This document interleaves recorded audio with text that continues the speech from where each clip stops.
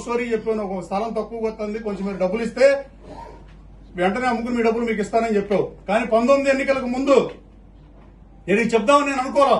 కానీ మౌనం అర్ధాంగీకారం లాగా నువ్వేదో పవన్ కళ్యాణ్ గారితో మాట్లాడితే ఎవరు మాట్లాడలేదు అన్నట్టుగా పవన్ కళ్యాణ్ గారిని గత 10 ఏళ్ల నుంచి చూస్తున్నా. నువ్వు ఎందుకు తిడతావో నీకు తెలియదు. నీ స్థాయి పెంచుకుంటావు తప్ప నువ్వేమన్నా సినిమా హీరో ఏంటి? అలాగే నువ్వు ఎంతసేపు గన్నవరం వచ్చి ఒక మాట మాడితే నేను బందర్ వచ్చి మాట్లాడా. నువ్వు నేనేమన్నా చేస్తే చెప్పు. నేను దేవాళ్ళది ఇటువంటి, రాము దేవాళ్ళది ఇటువంటి. రాము నేటివ్ గన్నవరం గుడివాడైతే గుడివాడలో పోటీ చేశాడు.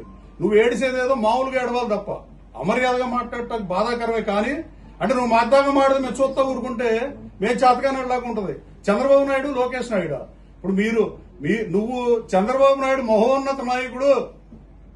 నువ్వు అక్రమ బియ్యం కేసు వచ్చినప్పుడు చంద్రబాబు మంచి నాయకుడు, వ్యక్తిగత దీన్ని తీసుకోడంటావు. గన్నవరం వచ్చిన తప్పుడు కేసులు పెట్టారంటావు. అసలు నువ్వు రాజకీయాల నుంచి విరమించి బాలశౌరి దగ్గర నువ్వు డబ్బులు తీసుకొని బాలశౌరితో విభేదించింది నిజం కాదని అడుగుతా. నేను తీసుకోలేదు ఎప్పుడు. నువ్వు నీ ఇష్టం వచ్చినట్టు మాడితే చరిత్ర క్షమించదని గారు పర్సనల్ గా పరిచయం ఉన్నప్పుడు నేను ఏ వైఎస్ఆర్ కాంగ్రెస్ పార్టీ నాయకుడితో కూడా మాట్లాడలా. గెలిచిన తర్వాత ఒక్కసారి నీతో మాట్లాడా. తర్వాత నేను అమ్మవారి గుళ్ళో చెప్పాను రామవరపల్లిలో. ఒక్క ఉప్పాల రామప్రసాద్ జిల్లా పరిషత్ చైర్పర్సన్ భర్త కాబట్టి ఆవిడతో తప్ప ఏ వైఎస్ఆర్ కాంగ్రెస్ పార్టీ నాయకుడితో లాలూచి రాజకీయాలు చేయట్లేదని చెప్పాను.